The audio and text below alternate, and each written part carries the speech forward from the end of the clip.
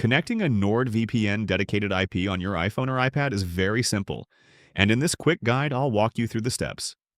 With a dedicated IP, you get smoother speeds, fewer CAPTCHA checks, and a more secure, more stable browsing experience. And if you'd like to get your own dedicated IP, you can use the link in the description to get 74% off plus 3 extra months. Before you begin, make sure you've purchased a dedicated IP and activated it inside your Nord account. Once that's done, you're ready to go. Open the NordVPN app on your iPhone or iPad.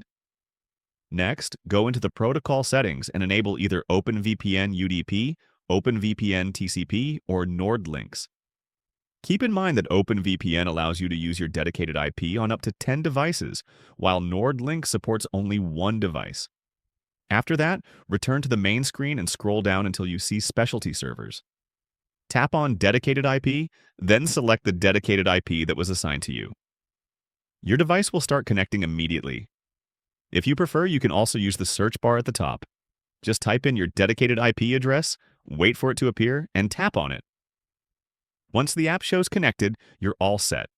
If you want to double-check, open your browser and visit NordVPN's DNS leak checker page to confirm your active IP address.